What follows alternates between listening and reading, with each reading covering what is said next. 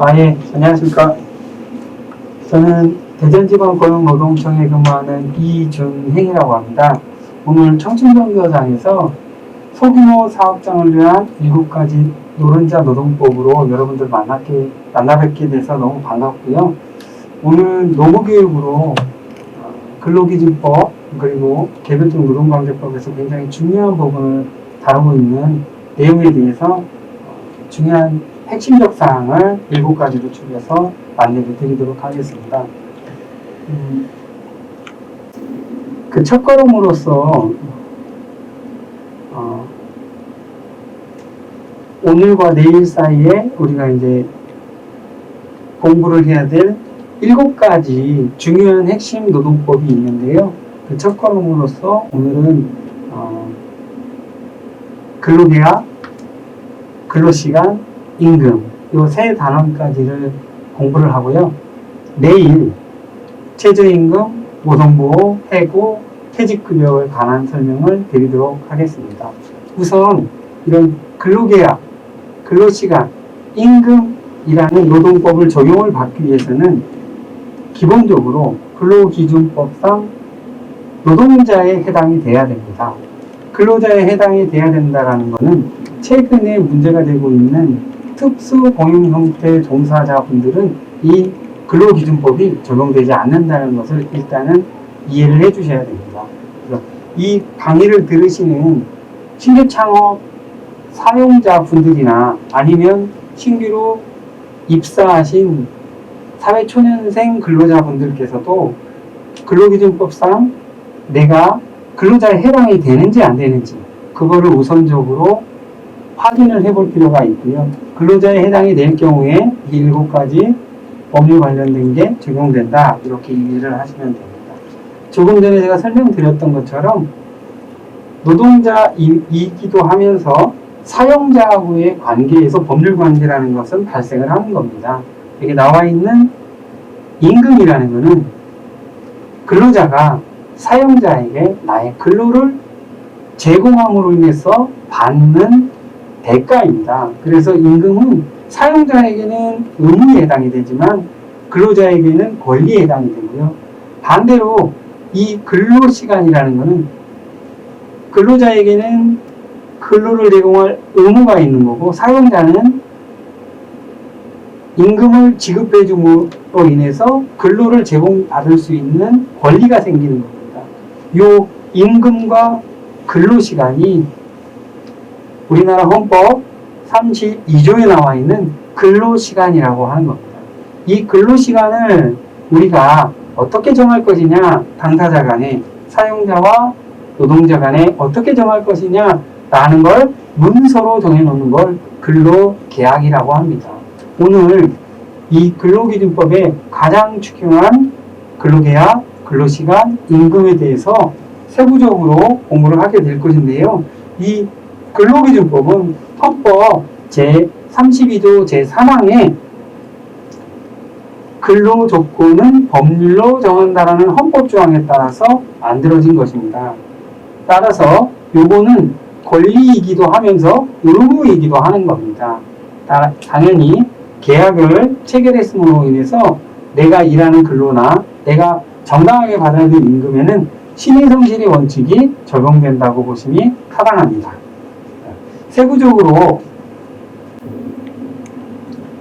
근로계약에 대해서 설명을 드리겠습니다. 올바른 노사관계의 첫걸음은 근로계약이다 이렇게 되어 있는데요. 당연합니다. 내가 사용자로서 내가 근로자로서 내 계약이 어떻게 되어 있는지를 정확하게 알아야 추후에 분쟁을 예방할 수가 있습니다. 근로계약을 서면으로 작성해야 되는 이유거든요. 그러면 근로계약을 서면으로 작성할 때에는 어떤 부분을 작성해야 되는지를 살펴보도록 하겠습니다. 근로기준법 제17조에는 사용자는 근로계약의 체결 및 변경 시에는 근로기준법에서 정한 근로조건을 명시하고 반드시 서면으로 작성하여 근로자에게 교부해야 한다 이렇게 되어 있습니다. 서면으로 작성하라 이것이 근로기준법 17조 1항이고요. 근로자에게 교부해야 된다라고 하는 것이 근로기준법 17조 2항에 해당이 됩니다. 이 근로계약의 주요 내용들은 근로조건을 명시하라 이렇게 되어 있죠. 제가 방금 전에 근로조건은 뭐냐? 대표적으로 임금과 근로시간이라고 얘기를 했습니다. 임금과 근로시간인데 이 근로조건을 근로계약서의 주의사항이라고 해서 이렇게 자세하게 우리가 살펴볼 수가 있습니다. 근로계약의 주요 기재사항, 반드시 서면으로 작성을 해야 될 주요 기재사항은 첫째, 근무 장소 및 업무 내용입니다. 내가 어디에서 근무를 하고 어떤 내용에 대해서 일을 할 건지에 대해서 반드시 서면으로 작성을 해야 됩니다. 또한 임금의 구성 항목을 서면으로 작성을 해야 됩니다. 내 급여는 얼마이고 상여금은 있는지, 수당은 어떤 것이 있는지. 수당에는 기본적으로 급여 먼저 바라보면요. 급여에는 기본급이라는 게 있고 월급이라는 게 있고 연봉급이라는 게 있습니다. 나는 어떤 방식으로 해서 급여를 정할 것인가. 당사자 간에 노동자, 사용자 간에 이 부분을 정해야 됩니다. 상여금도 마찬가지입니다. 정기상여금이 1년에 몇 프로나 있는지, 그리고 연말이 돼서 실적이 발생할 때 실적급 상여금을 받을 수 있는지, 이것도 서면으로 작성을 해 두어야 합니다. 그리고 수당도 법정 수당이 있고 약정 수당이 있습니다. 법정 수당이라는 것은 연장, 야간, 휴일 근로처럼 내가 근로를 제공했을 때 법률에 의해서 당연히 지급받을 수 있는 권리, 이걸 법정수당이라고 하는데 여기에는 연장수당, 야간수당, 휴일수당 같은 것들이 있습니다. 그리고 약정수당이 있습니다. 약정수당이라는 것은 뭐냐?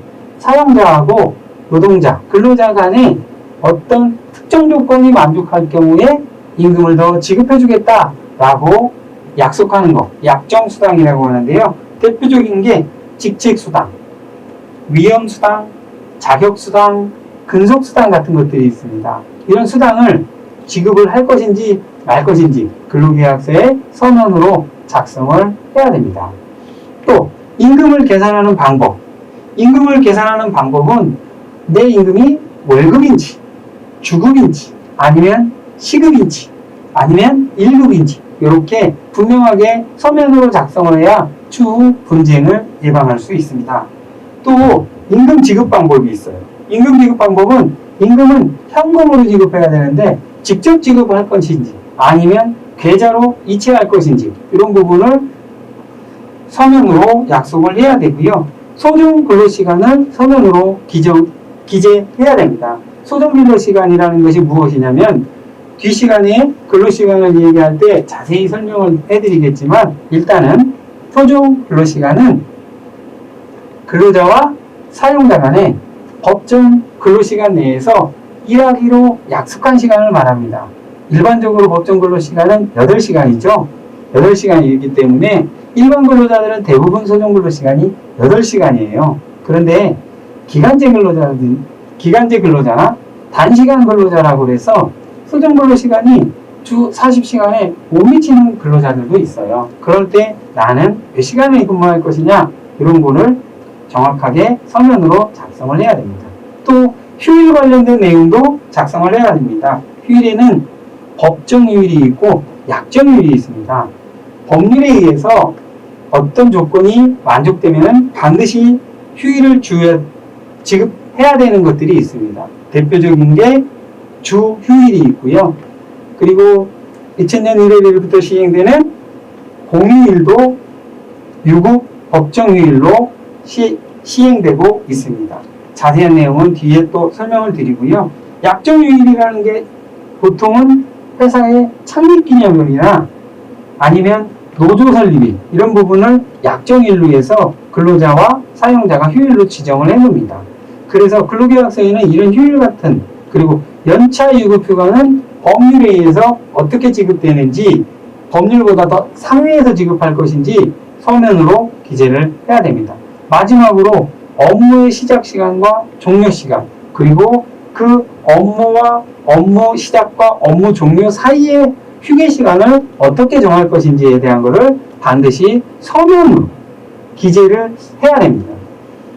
근로계약서 작성은 반드시 서면으로 해야 돼요. 서면으로 하지 않고 구두로 약속을 하면 이게 유효한 것이냐? 문제가 될 수 있죠. 왜냐하면 근로자가 아니면 사장님이 사용자가 이야기하는 게 일치하면은 구두로 계약한 계약서도 유효하다고 법률에서는 보고 있어요. 그런데 당사자 주장이 다르면 누구 말이 맞는지 모르잖아요. 그래서 이 내용은 반드시 서면으로 작성해라. 법률에서 이렇게 강제하는 겁니다. 법률에서 이 강제하는 이유는 당사자 간의 분쟁을 막고 서로 간의 계약 관계를 명확하게 하기 위해서 하는 것입니다. 이것을 위반하게 될 경우에는 사업주에게는 최대 500만 원 이하의 벌금을 부과할 수가 있습니다. 그러니까 신규 창업을 하시는 창업자분들께서도 이 부분은 반드시 기억을 해주셔야 됩니다. 근로자분들도 내가 근로계약서를 작성하고 어떻게 내용이 작성이 됐는지 잘 모르잖아요. 한부 교부받지 않으면 모르거든요. 그래서 교부받는 것도 당연한 권리이기 때문에 반드시 근로계약서도 한부 교부해달라고 말씀을 하셔야 돼요. 여기까지 근로계약서 관련된 내용을 서면으로 작성해야 될 근로계약서를 말씀을 드렸고요.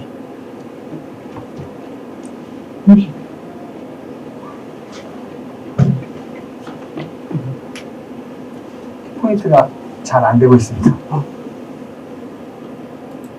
네. 지금 되나요? 되네요. 요 근로계약서는 방금 전에 서면으로 작성해야 된다라고 하는 내용을 전부 다 안에서 포괄한 표준 근로계약서입니다. 이거는 고용노동부 정부에서 표준 근로계약서라고 배부하는 양식이고요. 이 양식은 고용노동부 홈페이지에 정책자료실에서 다운받아서 사용하실 수가 있습니다. 이 계약서를 보면 근로 개시일이 몇 년 몇 월 며칠부터 뒤에 안 써 있죠? 안 써 있다라는 것은 무슨 뜻이냐? 기간의 정함이 없는 근로자라는 뜻입니다. 회사의 취업규칙에 몇 세가 정년이다 라고 정해져 있으면 그 정년까지는 근무하는 것이 약속되어 있는 근로자를 말합니다. 이렇게 기간의 정함이 없는 근로자라는 걸 의미하는데요. 기간의 정함이 있는 근로자들도 있잖아요. 그런 근로자들을 기간제 근로자라고 하고 단시간 근로자라고 하는데 단시간 근로자나 기간제 근로자 것도 한번 살펴보겠습니다. 살펴보기 전에 간단하게 사회보험 적용 체크라는 난이 있는데요. 요거는 1인 이상 사업장은 의무적으로 고용보험이나 산재보험을 가입하도록 되어 있습니다. 그래서 요 난이 체크가 안 되어 있으면 근로자들은 1인 이상이면 의무적으로 가입하도록 되어 있는데 가입을 해 주십시오 라고 당연히 요구할 권리가 있어요. 그러니까 참고해 주시고요. 기간제 근로자나 단시간 근로자일 경우에는 어떨까요? 기간제는 단시간 근로자 보호 등에 관한 법률 제17조에도 역시 마찬가지로 서면으로 명시해서 근로자들에게 교부해야 한다라고 되어 있습니다. 여기서 기간제 근로자는 방금 전에 말씀드렸던 계약 기간이 정해져 있죠. 뒤에 여기 표준계약서는 계약 종료일이 없잖아요. 종료일이 없는데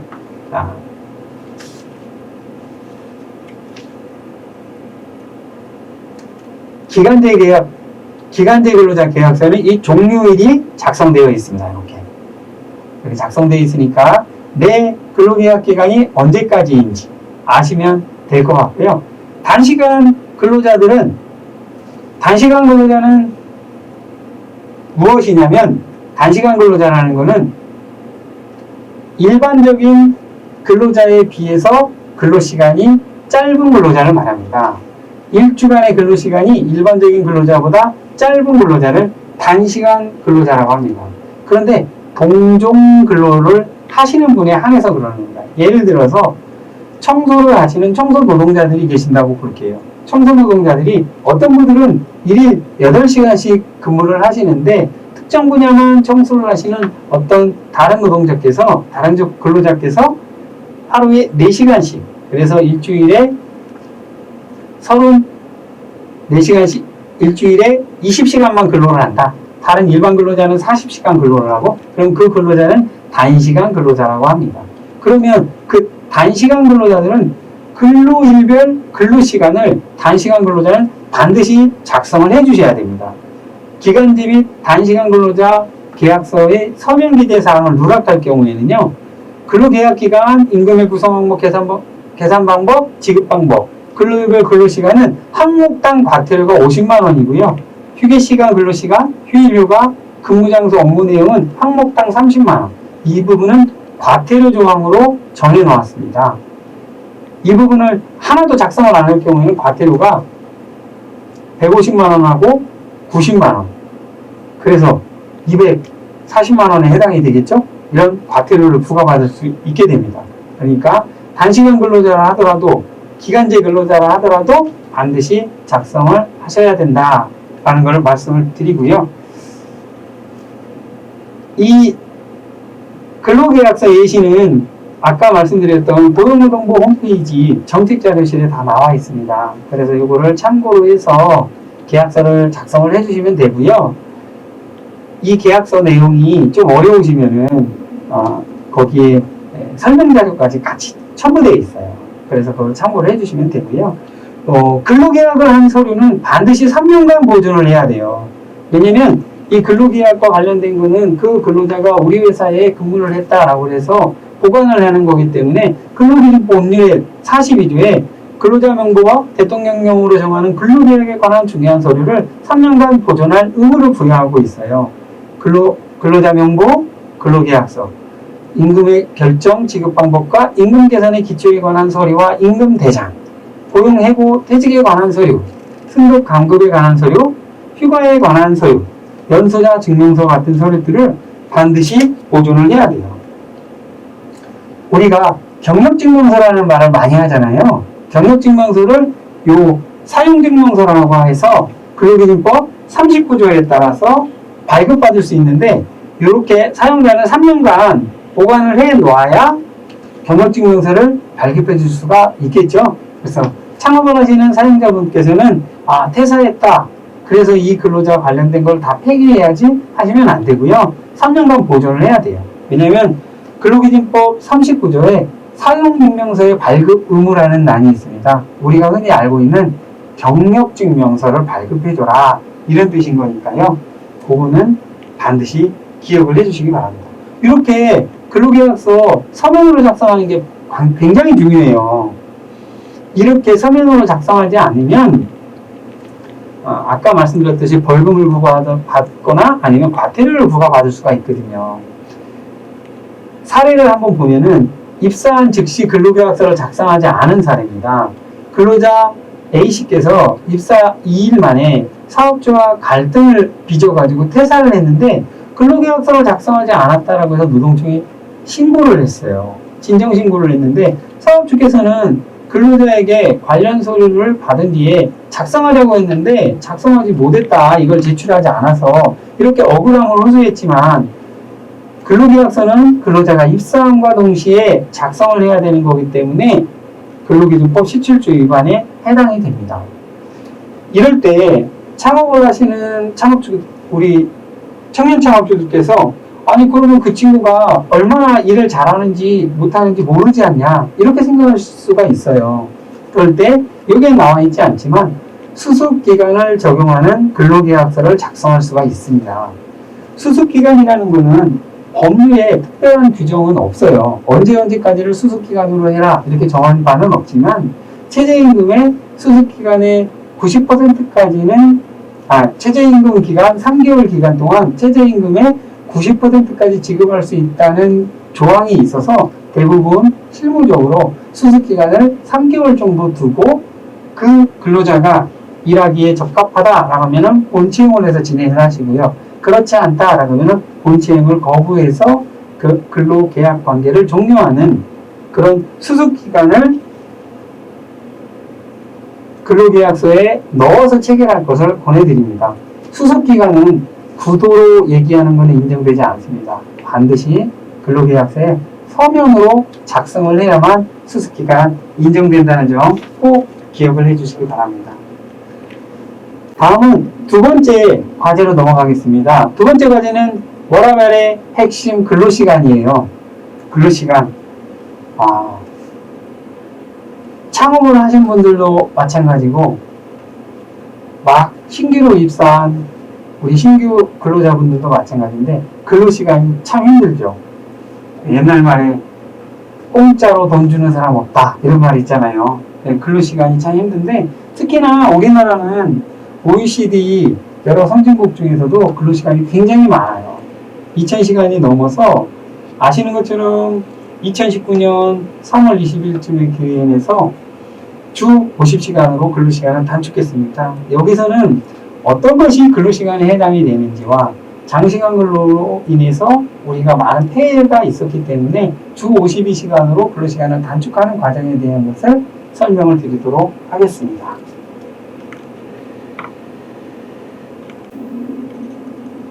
근로시간의 개념은 법률에 명시적으로 근로시간의 개념이 조문으로 규정되어 있지는 않습니다. 그런데 대법원에서 근로시간은 사용자의 지휘 감독하에 있는 시간이다 라고 정의를 내렸어요. 실제 작업시간 및 근로자의 노동력이 사용자의 지휘 감독하에 놓여있는 시간이다.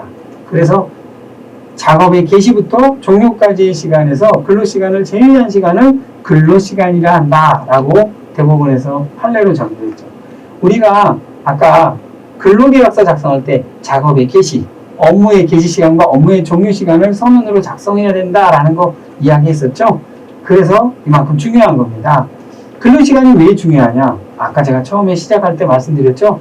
근로시간만큼 임금을 지급해야 될 의무가 있습니다. 그래서 근로시간으로 인정이 되느냐 안 되느냐는 것은 굉장히 중요한 겁니다. 그러면 근로시간을 판단하는 기준은 어떻게 될까요? 근로시간을 판단하는 대원칙은 사용자의 지휘 감독하에 있는지 여부, 그리고 업무 수행을 강제하는 정도, 그리고 업무 수행에 참여가 자율성이 있는지 여부, 그리고 시간이나 장소에 제약이 있는지 여부, 이런 개별적 구체적 사례를 가지고 구체적으로 판단을 해야 된다는 것이 판례의 일관되긴 견해입니다. 이것은 근로시간이다, 이것은 근로시간이 아니다 라고 일률적으로 정해놓은 게 아니라 개별적 구체적 사례를 가지고 판단을 해라 라는 게 판례의 견해이고요. 그래서 대기시간이 무엇인지, 교육시간이 무엇인지, 워크숍이나 세미나는 무엇인지, 접대나 회식은 근로시간으로 인정되는지를 한 번쯤은 살펴봐야 됩니다. 대기시간이라는 것은 사용자의 지휘감독하에 있는 시간을 말하는데, 이렇게 사용자의 지휘감독하에 있는 대기시간, 시간은 비록 내가 근로를 하고 있지는 않지만 사용자의 지휘감독하에 아래에 있는 시간이기 때문에 근로시간으로 인정이 된다는 겁니다. 이 부분, 대기시간, 내가 일을 하고 있지는 않지만 사용자가 언제든지 작업 지시를 함으로 인해서 내가 작업을 하기 위해서 기다리고 있는 시간은 근로시간으로 인정이 된다. 반드시 기억을 해주시기 바라고요. 두 번째, 교육시간입니다. 교육시간은 근로자에게 의무적으로 실시하는 교육은 근로시간으로 인정돼요. 그래서 의무적이라는 게 굉장히 중요합니다. 교육에 불참할 때 인사적 아니면 기타 다른 묵시적 불이익이 있을 경우에는 근로시간으로 인정이 돼요. 그런데 교육시간이라 하더라도 자율적으로, 참여가 자율적으로 인정되고 업무와 관련된 게 아니라 교양과 관련된 시간이라고 한다면 근로시간으로 인정이 되지 않아요. 반드시 교육시간이라고 해서 모두 인정되는 게 아니라 의무적으로 실시하는 교육시간, 업무와 관련된 의무적 실시하는 시간, 참석하지 않으면 인사상 불이익이 있는 시간, 이거는 근로시간으로 인정이 된다. 이해해 주시고요. 워크숍이나 세미나, 사용자의 지휘감독하에 업무 수행을 목적으로 수행하는 경우 당연히 인정이 됩니다. 그런데 세미나 갔어요. 워크숍 갔어요. 그런데 침묵동호 시간이 있어요. 침묵동호. 커피도 마시고 다과도 갖다 놓고 하면서 침묵을 도모하는 시간은 근로시간으로 인정이 안 돼요. 보통은 이런 시간을 그래서 워크숍 세미나 시간에 짜여놓을 때 업무 시간 외에 짜놓잖아요. 업무 시간 외에 6시, 아니, 그러니까 오후 6시 이후에 치봉동호 시간 같은 게 짜놓은데 이런 것들은 근로시간으로 인정이 안 돼서 연장수당을 지급해달라고 할 수가 없어요. 접대는 사용자의 지시, 최소한 사용자가 승인을 해야 돼요. 승인을 해서 업무 수행과 관련 있는 제3자에게 접대하는 것은 근로시간으로 인정이 됩니다. 그리고 회식은 노무 제공과는 관련이 없잖아요. 구성원의 사기 진작과 침묵을 위한 차원이기 때문에 이게 근로시간으로 인정되기가 어려워요. 다만 회식이 업무 관련성은 있어요. 그래서 업무 관련성은 있어서 회식 도중에 다치거나 할 경우에 산업재해로는 인정은 받아요. 그렇지만 근로시간으로는 인정되지 않는다라는 거 이해를 해주시고요. 여기 근로시간을 판단하는 중요한 것 중에 하나가 또 출장 시간이 있어요. 출장 시간. 여러분들 출장 많이 가시잖아요. 출장 시간이 있는데 출장 시간은 보통은 사업장 밖 근로에 해당이 되잖아요. 사업장 밖 근로. 이 출장은 사업장 밖 근로에 해당이 되는데 기본적으로 출장도 근무시간에 해당이 돼요. 근무시간에 해당이 되는데 일반적으로는 근로기준법 58조에 어떻게 되어 있냐면 사업장 밖 근로에 대해서는 근로자 대표와 서면으로 일정 시간을 약정하도록 되어 있어요. 이거를 흔히 간주 근로시간이라고 해요. 왜냐하면 출장이 애매해요. 출장을 제가 서산으로 출장을 갔거든요. 어제 제가 서산으로 출장을 갔어요. 그런데 출장이 업무가 끝나고 바로 들어올 수도 있고 다른 데를 거쳐서 들어올 수도 있는데 그러면 돌아오는 시간을 근로시간으로 볼 거냐 안 볼 거냐 이게 문제가 되겠죠, 당연히. 그래서 대부분의 경우는 근로자 대표와 서면으로 일정 시간을 약정을 해서 서산으로 출장 간다? 그럼 8시간분을 인정해주자. 아니면 10시간분을 인정해주자. 이렇게 약정을 해놓는 게 좋습니다. 그거를 근로기준법 58조에 간주근로시간이라고 해서 인정을 해주고 있으니까요. 이해를 해주시기 바라고요. 이제 근로시간의 개념에는 법정 근로시간과 소정 근로시간이 있습니다. 이게 또 포인트가 말을 안 듣네요. 중요한 부분만 제가 말씀을 드리기는 하는데 설명이 곁들여지지 않으면 여러분들이 이해하기가 좀 어려운 부분도 있어서 제가 설명을 좀 드리고 넘어가겠습니다. 네, 안 됩니다. 파워포인트가 키포인트가 좀 작동이 잘 돼야 되는데 죄송합니다. 기분이 어떠세요? 네.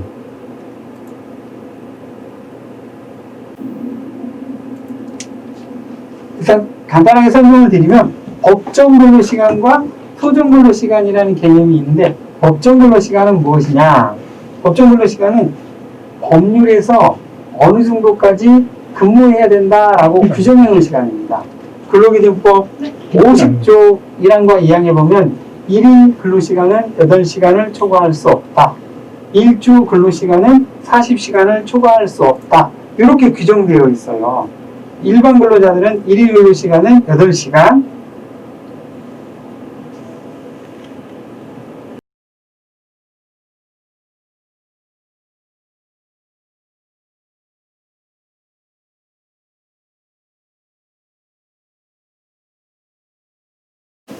법정 근로시간이라고 얘기하는데 법률에서 정한 기준 근로시간이라고 이야기를 해요. 일반적인 근로시간은 근로기준법 50조에 1일은 8시간을 초과할 수 없고 1주 40시간을 초과할 수 없다. 다 아시는 부분. 연수근로자는 고용노동부 노동법에서는 18세 미만자를 연수근로자라고 해요. 1일 7시간, 1주 35시간. 산업안전보건법상 유해 위험한 작업을 하는 근로자들은 1일 6시간, 1주 34시간을 초과할 수 없도록 규정되어 있어요. 근데 소정근로시간은 제가 아까 간단하게 설명드렸죠. 법정근로시간 안에서 사용자와 근로자가 근무하기로 약정한 시간을 소정근로시간이라고 해요. 그래서 소정근로시간이 10시간이 될 수는 없어요. 왜냐면 법정 근로시간 내에서 정하는 거니까. 그러면 내가 실근로시간이 10시간이다 라고 하면 내 소정근로시간은 8시간이고 2시간은 연장근로에 해당이 된다. 이렇게 이해를 하시면 됩니다. 단시간 근로자는 설명을 드렸던 것처럼 1주 동안의 근로시간이 통상의 근로자들보다 짧은 경우를 단시간 근로자라고 해요.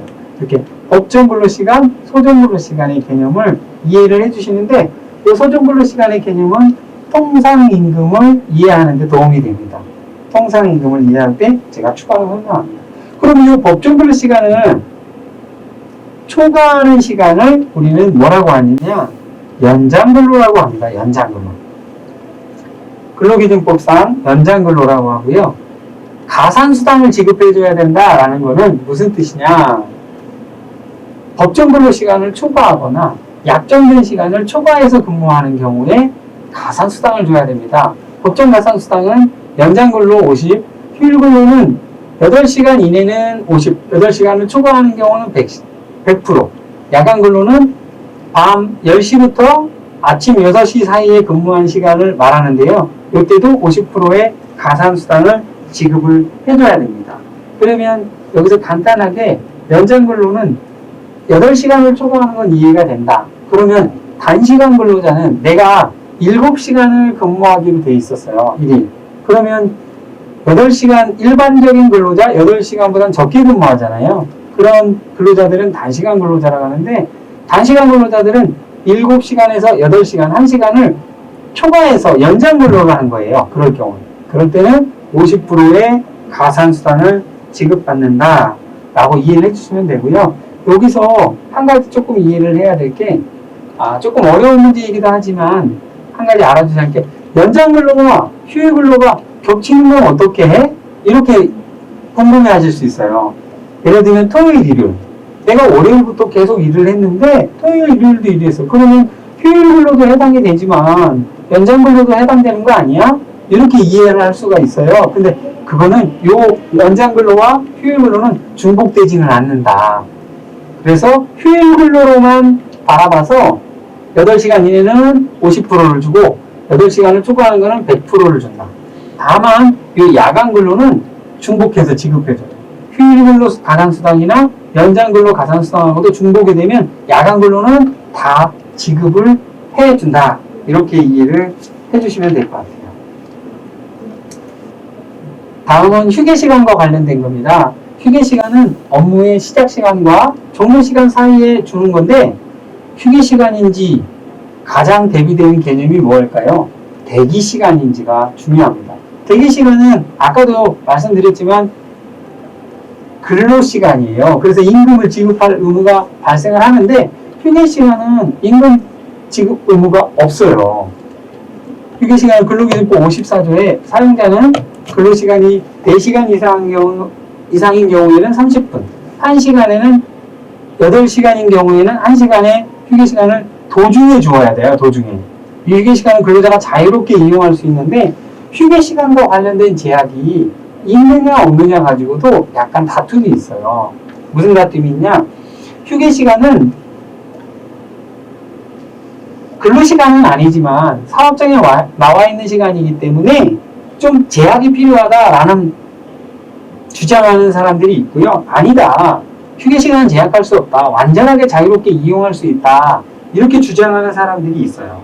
다만 이 휴게시간도 사업장에 나와 있는 시간이기 때문에 자유롭게 이용해야 되는 게 맞아요. 맞는데 사업장 밖으로 나가거나 이런 것들을 금지하는 건 안 되고요. 다만 사업장 밖에 나갔다 와야 되겠다라고 할 때는 협의를 하고 나가시는 게 좋아요.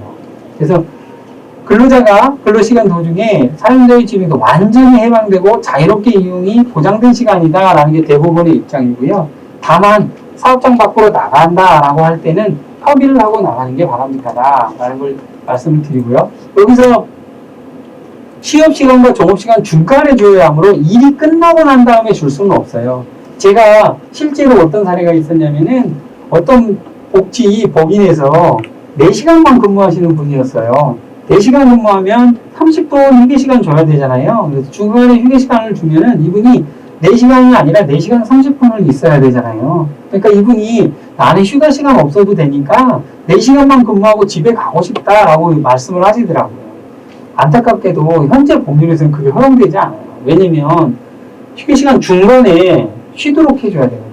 좋은 취지로 4시간을 연속해서 근무하고 집에 가서 쉬시면 좋겠다라는 생각하실 수도 있는데 아픈 취지로 보면 4시간 동안 힘든 때도 불구하고 쉬는 시간 없이 계속 일할 수도 있기 때문에 이런 강제 조항이 있다는 걸 좀 이해를 해주셨으면 하는 바람이 있습니다.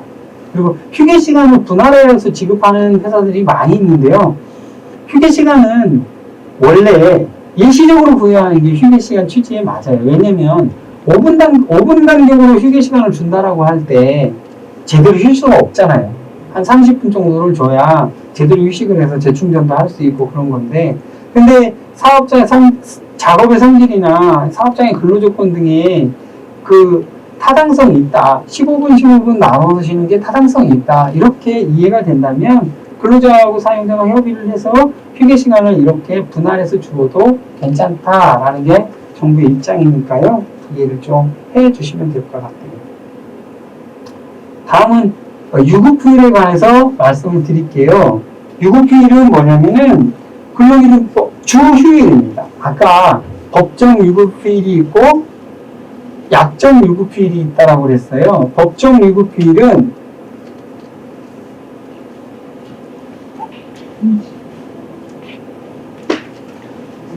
넘어가지 않는데요. 일단 설명을 드릴게요.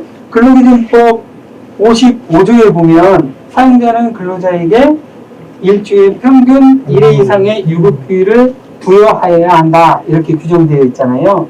주휴일이라고 우리가 알고 있죠. 주휴일. 주휴일은 유급으로 지급을 해줘야 되는 것이 맞고요. 이 법정휴일에는 유급휴일이 주휴일하고 근로자의 날이 있어요. 근로자의 날. 그리고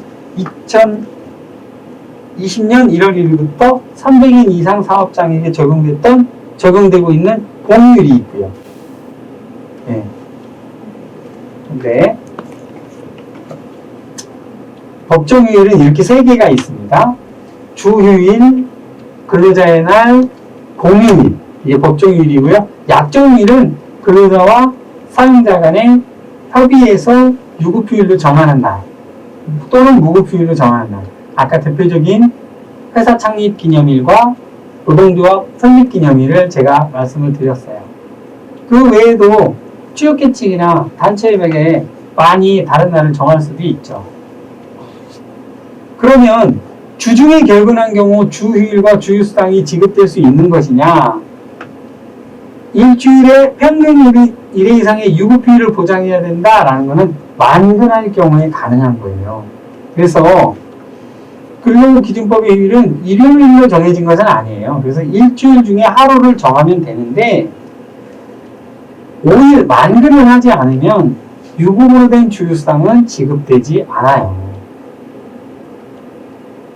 근무일에 정해진 날 주휴수당이 지급되지 않는다라는 걸. 근데 여기서 이렇게 정해놓는 회사들이 또 있어요. 지각을 3번 하면은 한 번 결근으로 한다. 이런 것들은 취업계층에 부여있는 회사들이 있는데 이거는 안 돼요. 왜냐면 결근 하나면 주휴일을 부여받지 못하잖아요. 어쨌든 지각도 출근을 한 거기 때문에 다 출근한 거기 때문에 주휴일이 부여돼야 되는 거예요. 그래서 지각 3번이면 결근 1번으로 한다. 이런 취업규칙은 잘못된 거니까 그런 부분이 있으면 시정해달라고 하시면 돼요. 아까 말씀드렸듯이 기업 규모별로 근로기준법이 개정돼가지고요. 우리가 최대 현행 68시간에서 주 52시간으로 근무시간이 단축됐어요. OECD 국가에서 우리나라가 현재까지 약 2,000시간이 넘는, 1년에 2,000시간이 넘는 근로시간을 갖고 있는데요.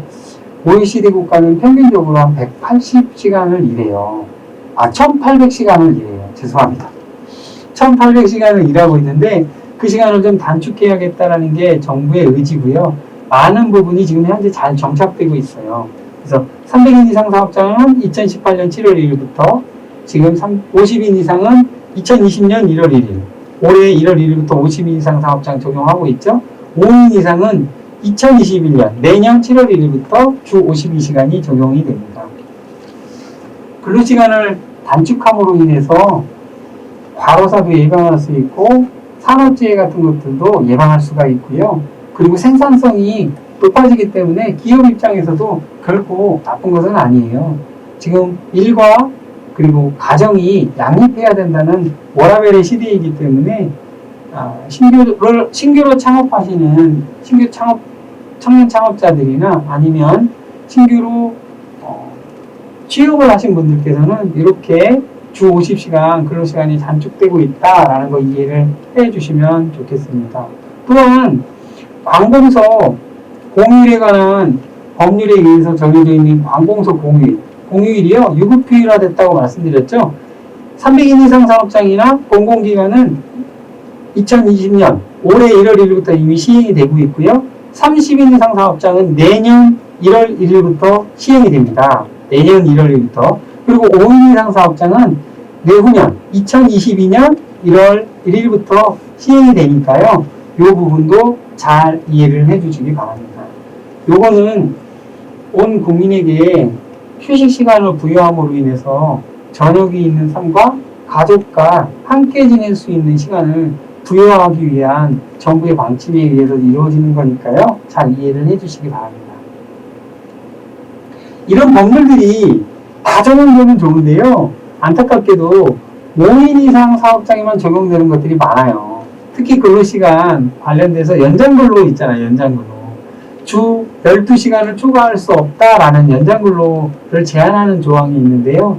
이것도 5인 이상 사업장에만 적용이 돼요. 아까 말씀드렸던 연장, 야간, 휴일근로 가산수당 지급하는 것도 5인 이상 사업장에만 적용된다고 했잖아요.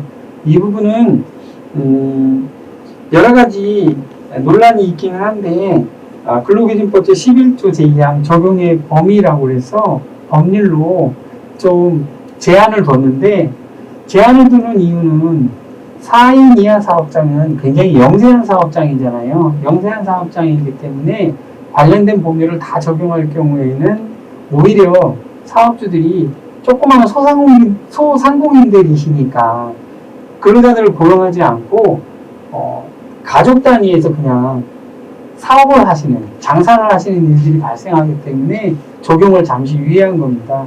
현재도 여러 노동단체에서 4인 이하 사업장도 똑같이 노동법을 적용해 주세요 라는 청원들이 많이 들어오고 있어요. 그래서 정부에서도 과연 언제쯤 전 사업장에 이걸 다 적용할 것이냐 이런 부분에 대한 것도 고민을 하고 있으니까요. 그 부분은 같이 좀 이해해 주시면 좋겠습니다.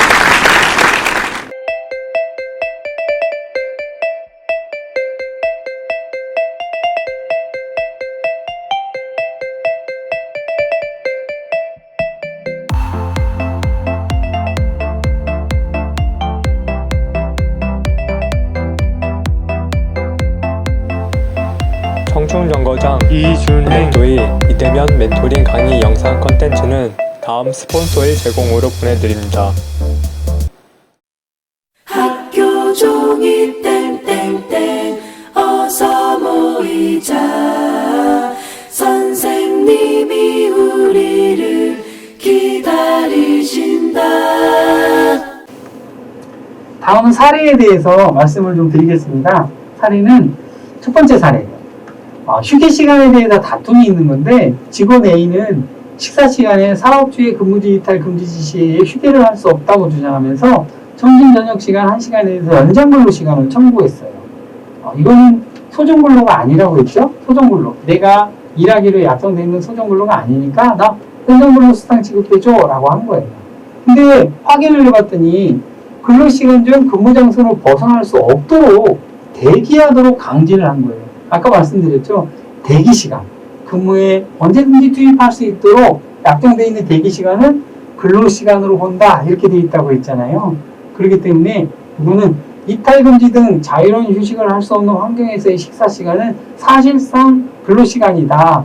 그래서 추가적으로 연장근로수당을 지급해야 된다라고 확인이 됐던 겁니다. 최근 편의점에서 1인 근무 환경 근무하는 사람들이 많이 있는데요. 이게 휴게 시간이 부여되지 않았다는 진정이 엄청 많이 들어오고 있어요. 그래서 근로계약서에 휴게 시간을 분명하게 명시를 하고 이 부분에 대해서 법적 분쟁이 발생하지 않도록 준비를 할 필요가 있습니다. 두 번째 사례입니다. 주중 입사에서 주중 대상이었다고 주휴수당을 지급하지 않은 사례예요. 이게 8월 어떤 사업장에서 직원이 8월 1일 날 입사해서 8월 8일 날 근로하고 퇴직했어요. 그런데 8월 1일 날 들어오고 목, 금, 토, 일 이렇게 그러면 이 일요일에는 야, 너 일주일 만근 안 했잖아 하고 주휴수당을 안 주고요. 또 목요일은 월, 화, 수, 목 너 일요일까지 근무 안 했잖아 하고서 만근한 게 아니니까 주휴수당 주지 않겠다라고 주장을 했던 거예요. 그런데 이 근로자는 일주일 7일 이상 근로했잖아요. 재직기간 중에 소정근로를 개근했다면은 일주일에 1일 이상 유급휴를 부여해야 됨으로써 1일분의 주휴가 당연히 발생하는 거예요. 근데 내가 만약에 일요일을 주휴로 정했어. 그러면 8월 1일부터 목, 금, 토 이렇게 쓰면 일요일날 주휴를 주던지 아니면 7일 일주일을 다 근무했으니까 주휴를 주던지 해야 되는데 주지 않았던 상황인데요. 근로감독관 고용노동부에 진정을 넣으면 관련된 사건을 근로감독관이 조사를 하거든요. 근로기준법에 따라서 노동 관련 사건은 근로감독관과 검사관이 수사를 할 수 있다 이렇게 규정되어 있어요. 그래서 근로감독관이 조사를 해서 시정지시를 해서 주휴수당을 지급받은 사례입니다. 세 번째, 하루 10시간 근무했어요. 내가 하루 10시간 근무해서 일주 개근했는데 주휴수당을 8시간분 준 거예요. 너 왜 주휴수당을 8시간 줬어? 10시간이 됐는데. 그래서 근로자께서는 하루 10시간씩 근무하고 소정근로일을 개근했는데 10시간분의 주휴수당을 달라고 진정을 낸 거예요. 그러면 5인 미만 사업장이든 5인 이상 사업장이든 법정 근로시간은 주휴수당인데 이 주휴수당은 아까 제가 소정근로시간이라고 했잖아요. 소정근로시간. 소정근로시간은 뭐라고 말씀드렸죠? 소정근로시간은 법정 근로시간 내에서 근로자와 사용자가 근무하기로 약정한 시간을 말합니다.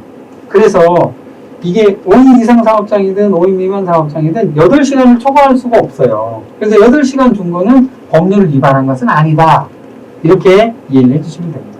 그럼 단시간 근로자들은 어떨까요? 단시간 근로자는 8시간보다 더 적게 근무하는 근로자들이라고 이해하시면 된다고 했죠? 8시간보다 더 적게 근로하는 근로자들. 그러면 단시간 근로자들은 일반 근로자가 40시간을 근무하고 내가 20시간을 근무한다면 40분의 20 곱하기 8시간 하면은 4시간분이죠. 4시간분. 4시간분 곱하기 시급 9,000원. 그래서 9사 36. 36,000원의 주휴수당을 받을 수 있다. 이렇게 얘기를 해 주시면 됩니다. 지금까지 근로시간과 관련된 휴일, 휴게 관련된 내용을 말씀을 드렸고요. 세 번째, 우리가 굉장히 관심을 갖고 있는 임금에 관한 것을 설명을 드리겠습니다. 임금. 정당한 근로의 대가이죠. 정당한 근로의 대가. 원래 1995년도 정도까지는 임금이 두 가지 학설이 있었어요. 이걸 임금 이원설이라고 해요. 임금에는 생활보장적 임금이 있고 근로의 대가인 임금이 있다. 이렇게 두 가지로 봤는데 뭐 그런 게 어딨냐. 야, 생활보장적이라는 거에도 다 내가 일해서 받는 거지. 일해서 안 받는 게 어딨냐. 이렇게 해서 이제는 임금 일원설이 대법원이나 정부의 일반적 입장이에요. 임금은 전부 다 근로의 대가다. 내 근로의 대가는 정당하게 받아야 된다. 이런 얘기고요.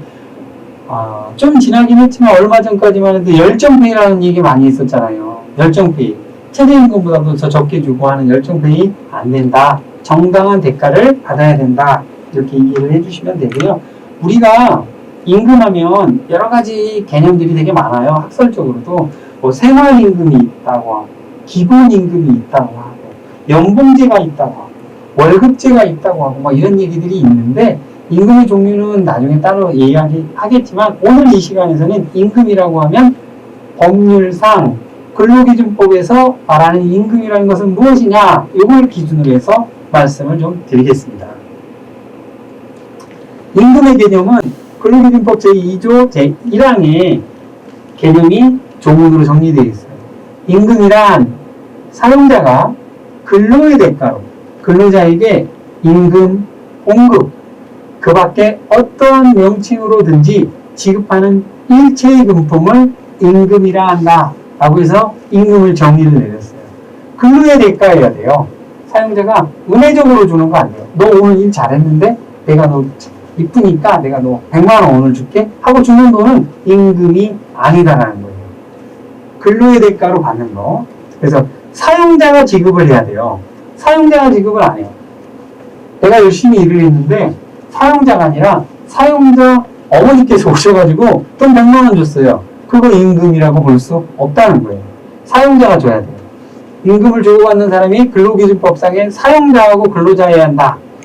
아까 첫 시간에 서두에서 이 첫 시간 시작하는 서두에서 제가 말씀드렸어요. 근로기준법은 반드시 사용자와 근로자여야 된다. 안타깝게 요즘에는 플랫폼 노동자들이 좀 많이 발생을 해서 특수 고용 형태 종사자라고 부르며 이 근로기준법을 적용받지 못한다 라고 말씀을 드렸잖아요. 그거는 그분들이 받는 거는 임금이다 아니다? 임금으로 법률상 보지 않는다는 뜻이에요. 그래서 내가 위치하고 있는 게 사용자인지 근로자인지 그거를 잘 보고서 판단하셔야 돼요. 또 근로의 대가여야 돼요. 근로의 대가, 내가 일한 거에 대한 대가이기 때문에 사용자에게 지급할 의무가 발생을 하는 겁니다. 또는 근로제공과 직접적으로 밀접한 관련이 있는 것도 근로의 대가로 다 보고 있어요. 근로의 대가로 보기 어려운 금품들은 예시가 제가 아까 말씀드렸던 호의적이고 은혜적으로 주는 거, 그리고 고객이 봉사를 하고 팁으로 주는 거, 이런 거는 임금이라고 보지 않아요. 그리고 출장비라고 우리가 얘기하죠. 실비 변상으로 지급되는 거, 이것도 임금으로 보지는 않아요. 임금은 아니에요. 또 개별 근로자에게 특수하고 우연적인 사정에 의해서 지급되는 거, 이런 것들은 임금이라고 보지는 않아요. 임금이라 하지 않고 법률 용어에서 기타 금품이다 이렇게 얘기합니다. 기타 금품. 이 임금은 근로기준법에 따라서 통합을 현금이라는 뜻이 현금으로 직접 건네주면 안 돼요. 야, 네가 홍길동하고 엄청 친하니까 홍길동이 돈 좀 대신 줄래? 이렇게 안 된다는 거예요. 근로자에게 직접 줘야 된다는 거예요. 다만 계좌로 입금하는 거는 인정해 준다는 거예요. 계좌 입금. 그리고 한 달에 한 번 이상씩 정기적으로 줘야 돼요. 정기적으로. 그리고 돈은 내가 사업주가 근로자에게 빌려준 돈이 있다 하더라도 공제하고 못 줘요. 전액 다 월급은 주고 빌려준 돈이 있으면 별도로 나중에 상환받아야 된다는 뜻이에요. 이것을 임금의 사원칙이라고 하는데요. 임금의 사원칙은 임금은 통화로 직접 매월 정기적으로 그 금액 전액을 지급해야 된다는 거예요. 이것을 위반하면은 3년 이하의 징역, 3천만 원 이하의 벌금형에 처해집니다. 아까 말씀드렸듯이 사용자가 일방적으로 임금 채권이라고 해서 임금을 상대, 돈을 까고 주는 거 안 된다. 이렇게 이해를 하시면 됩니다. 다만 요거는 괜찮아요. 회사에서 내가 집을 사려고 하다 보니까 집을 사려고 내가 어떤 대출을 내가 받은 거예요. 대출금 같은 거는 근로자의 동의를 받아서 공제할 수가 있어요. 그런 부분은 이해를 해주시고요. 우리가 아까 임금의 여러 가지 생활임금이니 기본임금이니 이런 걸 이야기했는데 임금의 중요한 부분인 개념 3가지가 있어요. 법률상 개념은 통상임금, 평균임금, 그리고 최저임금.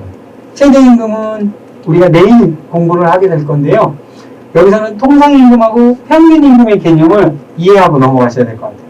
통상임금은 뭐냐면 소정근로의 대가, 소정근로의 대가로 정기적이고 일률적이면서 고정적으로 지급하는 임금을 말합니다. 여기 소정근로가 있잖아요.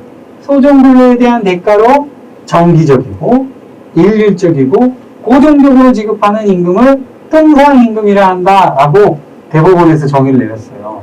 이게 근로기준법 시행령 6조에 나와 있는데 이렇게 되어 있는데 야 이게 사용자와 근로자가 해석하는 게 너무 달라요. 막 다르다 보니까 2013년 11월에 대법원에서 전원합의체에서 통상임금이라는 건 뭐냐면 소정근로에 대한 대가에 대해서 정기적, 일률적, 고정적으로 지급하는 금액을 통상임금이라고 한다.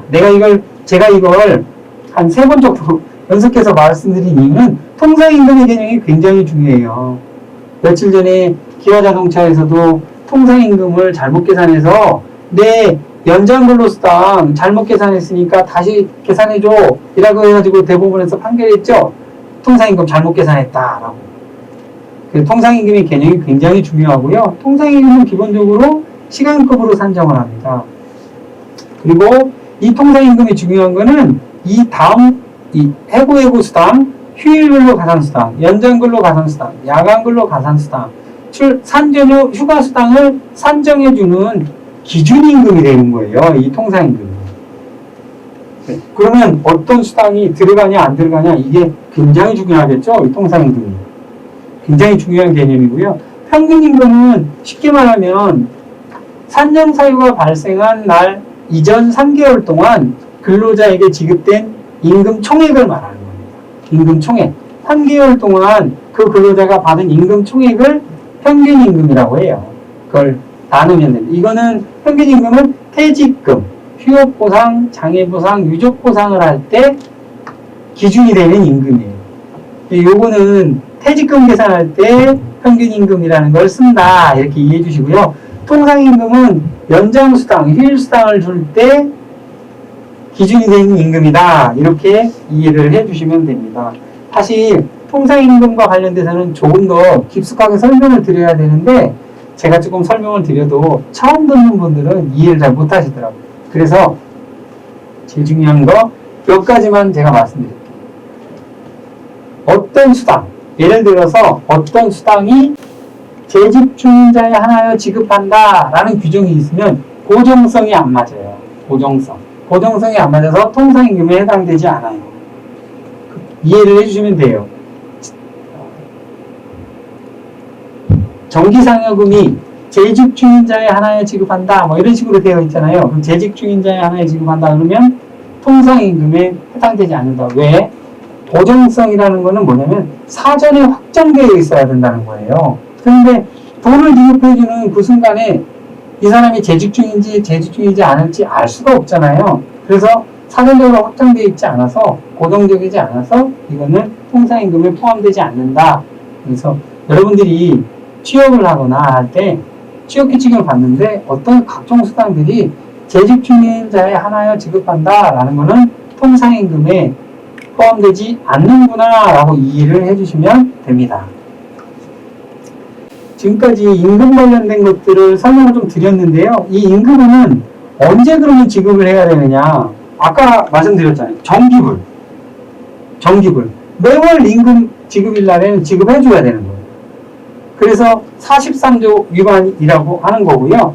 그렇지 않고 퇴사했을 경우는 그럼 언제 줘야 되느냐? 이게 문제가 될 수 있겠죠. 근로기준법 36조에는 사용자는 근로자가 사망 또는 퇴직한 경우에는 그 지급사유가 발생한 날로부터 14일 이내에 임금, 보상금, 그 밖에 일체의 금품을 지급하여야 한다라고 규정되어 있어요. 이거를 기타금품이라고 하는데 하여튼 모든 금품은 퇴직사유가 발생한 날로부터 14일 이내에 다 지급하세요 라고 하는 겁니다. 그러면 신규 창업을 하시는 분들이 퇴사를 하려고 하는데 14일 내에 못 줄 것 같아. 그럼 어떻게 해야 돼요? 그래서 단서 조항이 있어요. 특별한 사정이 있는 경우에는 당사자 사이의 합의에 의해서 기일을 연장할 수 있다. 이 합의는 반드시 서면 합의여야만 합니다. 서면 합의가 아니면 인정을 해주지 않아요. 대상은 모든 금품입니다. 모든 금액.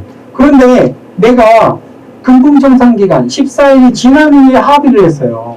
이거 대법원에서 인정해주지 않았습니다. 법률 위반이다. 14일 이내 합의한 거는 인정해 주겠는데 14일이 지나고서 합의한 건 인정 안 된다. 이렇게 이해를 해주시면 될 것 같아요. 근데 이렇게 임금을 내가 지급하기로 해서 지급을 잘 하면 좋은데 내가 지급 못했어요. 그러면 체불이라고 하죠. 임금을 지급하지 못한 걸 임금 체불이라고 합니다. 임금 체불이라는 거는 금품 청산 기간이 도과되었는데도 지나버렸는데도 불구하고 임금을 지급하지 않은 거나 임금의 4대 원칙, 직접, 전액, 현금, 통화로 매월 1회 이상 지급하라는 이 원칙을 위반했을 경우에는 임금 체불이라고 합니다. 이 임금 체불은 3년 이하의 징역, 3천만 원 이하의 벌금형에 해당이 된다라고 아까 말씀을 드렸죠.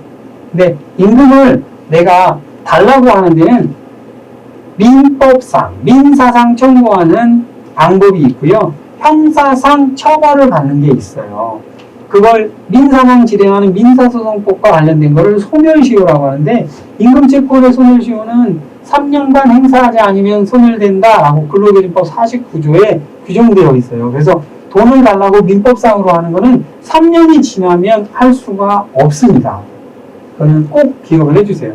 3년이 지나면 할 수가 없어요. 다만 공소시효라는 건 뭐냐면 형사소송법상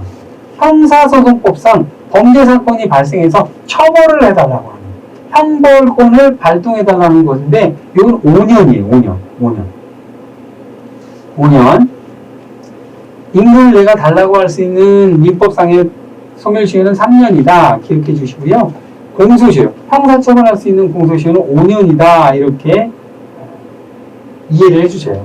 그래서 임금채권 소멸시효가 3년으로 끝났다 하더라도 공소시효 5년이 남아있으면 형사처벌은 가능하다는 건데 창업을 하신 분도 마찬가지고 신규로 입사하신 근로자분들도 신규 근로자분도 마찬가지고 만약에 그만뒀다면 가능한 한 빠른 시간 안에 임금을 지급받는 게 좋아요. 왜냐하면 다툼이 길어지면 다툼이 굉장히 커지거든요. 사례로 한번 보면은 퇴직 후 14일 이내 임금을 지급하지 않은 사례예요.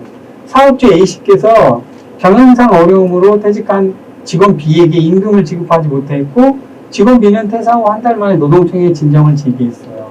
그래서 사업주 A씨는 근로감독관이 시동지시를 해가지고 체불임금을 청산했는데요. 지급을 해줬다는 거죠. 체불임금 지급을 하니까 근로자 직원 B씨는 그러면 형사처벌하지 않을게요. 는 처벌을 원치 않는다는 처벌 불원 취하서를 내서 종결이 되었던 겁니다.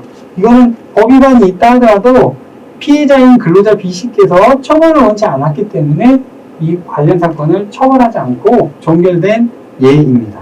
두 번째 예를 한번 보면은 14일 이내에 임금을 지급하지 않은 사례인데요. 사업 경영주께서 경영상 어려움으로 퇴직한 직원에게 임금을 지급하지 않았어요. 근데 근로자께서 한 달 동안 기다리다가 도저히 안 되니까 노동청에 진정을 냈거든요. 그래서 진정을 냈는데 이 사업주께서 근로자에게 돈을 안 주는 거예요. 야, 내가 기다리려니까 돈 왜 안 기다리고 노동청에 신고해서 안 줘? 이러는 거예요. 그래서 근로감독관은 임금 지급 시정에 불응했기 때문에 아까 말씀드린 형사처벌 3년 이하 또는 아까 형사처벌 조항이 있다고 말씀드렸죠? 3년 이하 또는 3천만 원 이하의 벌금형을 해달라고 검찰청으로 기소 의견으로 송치를 했고요. 그러면 근로자들은 임금을 못 받는 거예요? 아니요. 그렇지 않아요. 아까 말씀드렸듯이 형사사건과는 별개로 민사소송을 할 수가 있어요. 그러면 고용노동부에서는 근로자들에게 체불임금 등 사업주 확인서라는 걸 발급해줘요. 근로감독관이 형사처벌하면서 근로자분께 체불임금 등 사업주 확인서를 발급을 해주면 그걸 가지고 법률구조공단을 가시는 거예요. 법률구조공단을 가시면 법률구조공단에서 무료로 민사소송을 대신해줘요.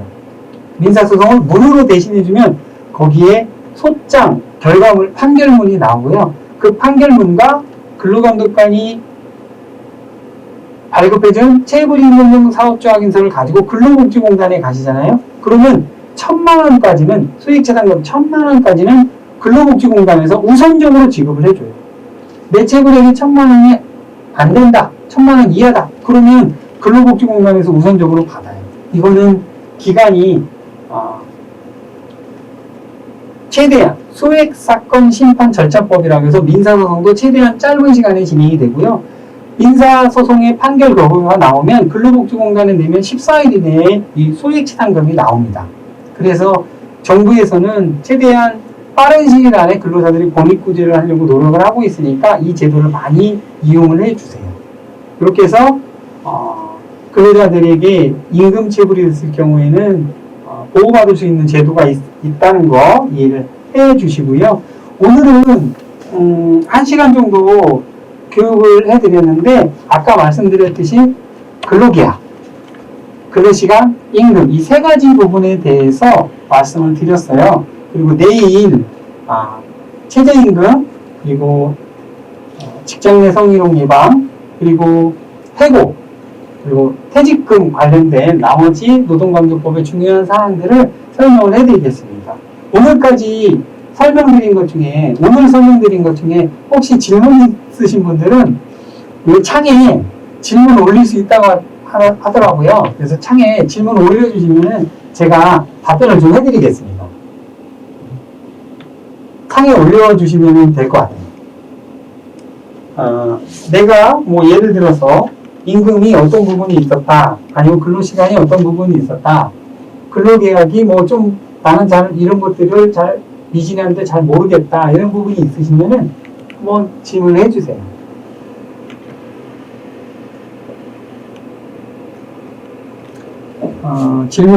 질문이 아무도 질문이 없으신데 지금 아마 이런 노동법 관련된 교육을 처음 받아보셔가지고 설명을 제가 굉장히 자세히 드렸는데도 이해가 좀 안 되는 부분도 있을 거예요. 제가 우리 청춘정거장에 제 이메일 주소를 남겨드릴 테니까요. 이메일 주소 받으셔서 궁금하신 건 언제든지 저한테 문의를 해주시면은 제가 성실하게 답변을 해드리도록 하겠습니다. 그리고 오늘 강의 들으신 거를 잘 다시 한번 읽어보셨다가 궁금하신 게 있으면 내일 이 시간에 여러분도 다시 뵙잖아요. 내일 질문을 주셔도 되고요. 오늘 1시간 넘게 경청해 주셔서 너무너무 감사하고요. 내일 나머지 노동관계법 교육으로 다시 만나도록 하겠습니다. 감사합니다.